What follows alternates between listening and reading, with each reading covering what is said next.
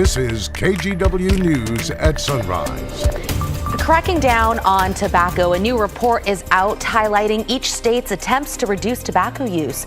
Coming up, where Oregon and Washington rank. Plus, if you see the video, she's talking to herself and she kept on saying, "Where's all the good stuff? Where's the good stuff?"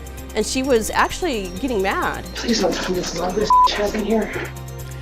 Security footage shows what police believe is a serial burglar who's suspected of hitting several consignment stores across the Portland area. We're going to have more details about the suspect coming up in one of our top local stories.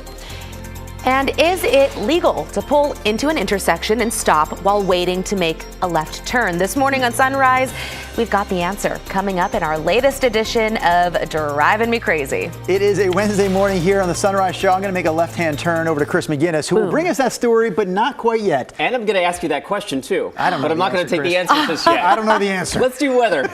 If you're turning left or right or going straight forward, the one thing you definitely need to do is A, signal, and B, put your windshield wipers on this morning. This is a live look at radar. We are getting soaked up and down the I-5 corridor from Lewis County, Cowlitz County, Clark County, Multnomah, Clackamas County, down to northern Marion County, and then the rain quickly begins to taper off as you go farther south. This is the steady rain that's impacting the area right now, and over the last 3 hours you can see the progress that rain has made. I want to go out a little wider though and show you that the back edge of the steady rain is already working its way through like Tillamook and portions of Lincoln County, right? So the wettest sustained rain of the wettest part of our day is right now. That said, once the steady rain shuts off, numerous showers will dot the area as we go into this afternoon. East breeze returning to Portland, although we did get up to 55 degrees yesterday afternoon.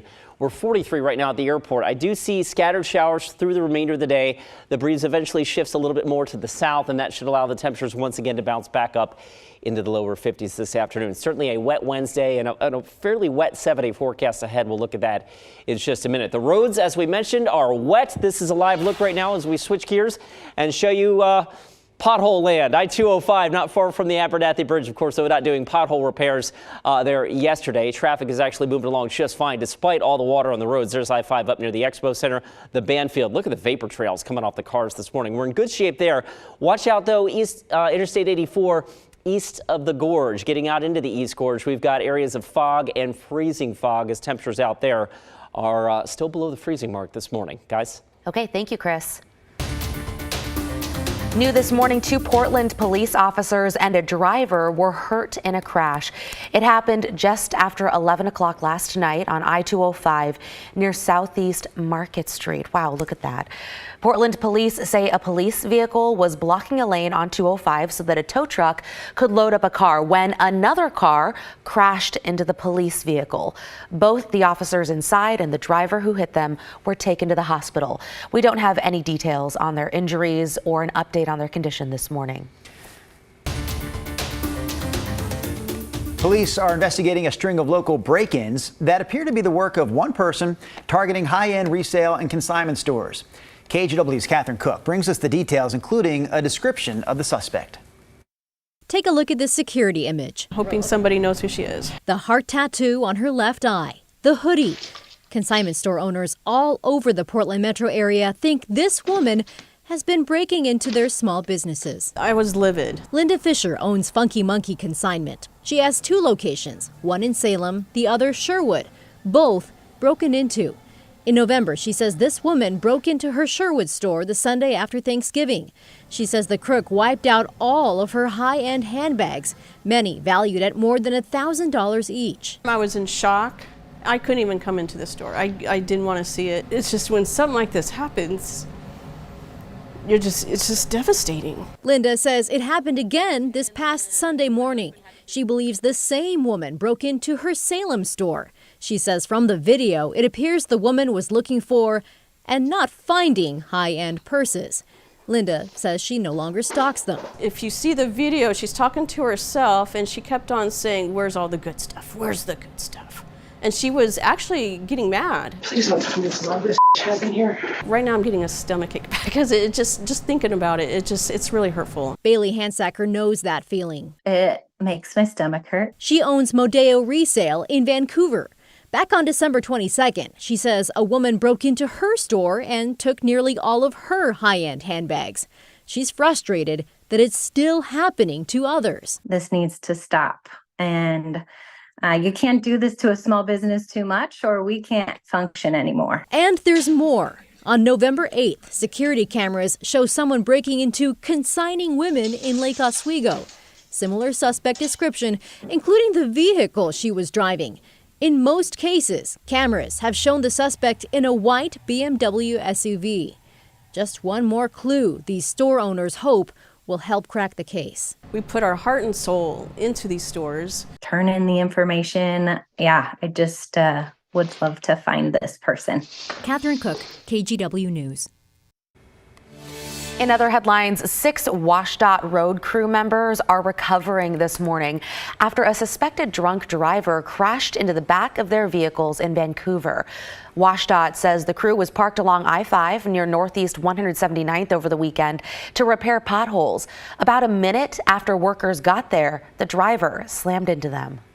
After they got through the initial shock of everything, their spirits are surprisingly high. I mean, it takes a fun bunch to be able to go out and do the work that we do and then come back and still have a positive attitude. That WashDOT manager says the driver was going 60 miles per hour when he hit the crews inside their pickups. The workers were taken to the hospital, then released. The driver was arrested. Officials want to remind people to be mindful of road crews and, of course, slow it down. A jury awarded 9 more people $85 million in a lawsuit against utility provider PacifiCorp. This is one of several lawsuits related to Oregon's 2020 Labor Day wildfires. PacifiCorp was already found liable for damages last June for failing to cut power to its lines despite warnings from fire officials. The company is racking up the payments at this point. They were already ordered to pay $90 million before yesterday's ruling, and more trials are expected in the next few months.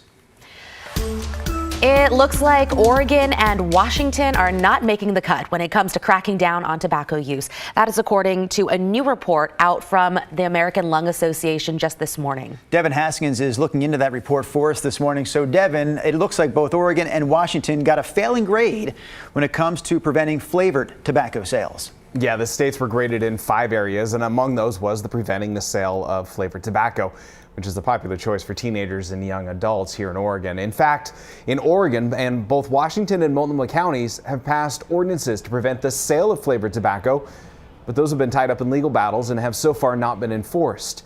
Despite the failing grade in flavored tobacco sales or preventing those, Oregon ranked near the top of all 50 states across other areas combined. The state scored an A in having smoke-free air with the ban of indoor smoking and vaping. Washington, however, ranks somewhere in the middle of all the states. The nonprofit gave Washington a failing grade in both preventing flavored tobacco sales and in funding for programs and prevention. The American Lung Association says Washington has failed to properly fund tobacco control programs for over a decade. I think what this report does is it really provides some opportunities for elected officials to see what they can do to further the vision that the American Lung Association has to raise our first tobacco-free generation of kids. And hopefully we can both see that in our lifetimes. The Oregon Health Authority says about 8,000 people a year die from tobacco-related issues. Now, looking forward, the American Lung Association says they hope to work with state legislatures to get more funding and to prevent the sale of flavored tobacco statewide. They're aiming for the 2025 legislative session. By the way, Massachusetts and California were at the top. Alabama and Georgia were at the bottom. Back to you guys. Interesting report. Yeah. Okay, thank you, Devin. Now live to the Portland waterfront, taking a look at the winter ice rink that got set up in Portland. It's at Southwest NATO Parkway under the west end of the Morrison Bridge. You may remember it opened up last month for the holiday season, but the thing is, it is now open until February 11th. So you've got some extra time to get out with the family, get out with some friends, have some fun. It's got food, warm, cozy beverages, and a nice little lounge for you to hang out into. And those cool lights makes you feel like you're partying at 5 o'clock in the morning. I'm going to put you guys on the spot. Have you been there yet, Christine? No, I have not. Have you been there yet, Chris? I have not. What about you? I have been there. Yeah, one of For us work is or for pleasure. Oh, for What do you mean pleasure. work? Okay, okay. I'm here with you for work. Okay, you're right. I'm here with you Are guys Are you for saying work. it's work to hang out with us early on a Wednesday No, morning? all I'm trying to say is support your local ice skating rink in downtown Portland. And it's good they've got a roof on it, too. I went there during Yes. the holidays when I had all that time off. Okay. It was cool. Cool. It was freezing cold that night, but it was cool. And it's good that underneath it's refrigerated, because if you see my 7-day forecast, we are inching towards the 60-degree mark. We're going to need some help to keep that ice Yes, frozen. we are, but we are adding more water out there for the rest of us. Here's a live look right now at radar. We are getting soaked right now, right through the heart of the metro area, up and down the I-5 corridor from Kelso and Longview south to Vancouver, Portland, Wilsonville, and then the steady, moderate rain really shuts off as you get a little deeper into Marion County. Here's the progress of the rain over the last 3 hours. You can see the back edge of the steady rain very quickly racing eastward now through Lincoln and Polk County, approaching the I-5 corridor in the Salem area. So we'll see an abrupt end, I think, to the steady rain here very quickly from southwest to northeast over the next 90 minutes. That said, the steady rain will be replaced with intermittent frequent showers the remainder of today, and we'll check that out with Futurecast in a second. It is 43 degrees at PDX. It's 45 in Aurora. Temperatures generally west of the Cascades are in the 40s and low 50s. East side still down near the freezing mark. Check this out. The Dow's checking in with 32 degrees. We do have winter weather advisories on the east slopes of the Cascades and a freezing fog advisory through the East Gorge and out through the Columbia Basin real quick. Let's check this out. This is out near the Dow's. You can see the temperature there at 32 degrees and certainly some thick fog. Again, that area had deep snowpack, and with a warm air coming in over that, it's perfect setup for fog, and that's what we've got out towards Celilo and Arlington. All right, Futurecast today. I mentioned an abrupt end to the steady rain this morning, right? Behind that, though, there are lines of showers which will come pivoting through the area through the day. So basically, it's going to be on and off wet through our Wednesday.